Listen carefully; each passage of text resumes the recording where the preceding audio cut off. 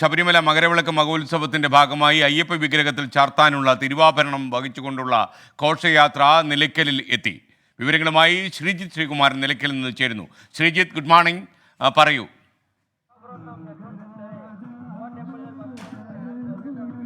Good morning SKN. എന്തായാലും വലിയ തിരക്ക് ഈ തിരുവാഭരണം ദർശിക്കാൻ, തിരുവാഭരണം ഒന്ന് തൊഴുകാൻ ഇവിടെ നിലയ്ക്കലിൽ അനുഭവപ്പെടുന്നുണ്ട്.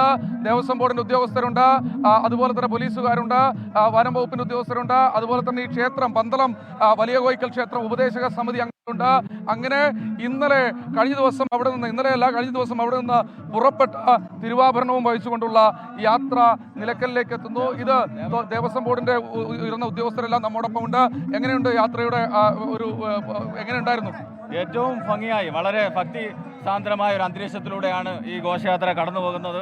തിരുവിതാംകൂർ ദേവസ്വം ബോർഡിന്റെയും ക്ഷേത്ര ഉപദേശക സമിതിയും പന്തളം കൊട്ടാരത്തിന്റെയും പൂർണ്ണ സഹകരണം. ഈ കഴിഞ്ഞ തവണ നമുക്ക് ഇത്തവണ തുറന്നു വെക്കാനുള്ളൊരു പരിമിതിയൊക്കെ ഉണ്ടായിരുന്നു. സ്വാഭാവികമായിട്ട് ഇത്തവണ ഈ പുറത്ത് ആളുകൾ കാണാൻ കൂടുതലായി വരുന്നുണ്ട്. അതുകൊണ്ട് ആളുകൾ ഇഷ്ടം പോലെ ഭക്തജനങ്ങൾ, ഒട്ടേറെ ഭക്തജനങ്ങൾ, കേരളത്തിന്റെ വിവിധ പ്രദേശങ്ങളിൽ നിന്ന് ഭക്തജനങ്ങൾ ഈ തിരുവാഭരണ ഘോഷയാത്രയിൽ സാന്നിധ്യം കൊണ്ടും അതോടൊപ്പം തുറന്നു വെക്കുന്ന പ്രദേശങ്ങളിലും കാണുവാനെത്തുന്നു. തീർച്ചയായും. അതായത് ആദർശ് പന്തളം വലിയ കോയിക്കൽ ക്ഷേത്രത്തിലെ ദേവസ്വം ബോർഡിന്റെ ജീവനക്കാരനാണ്.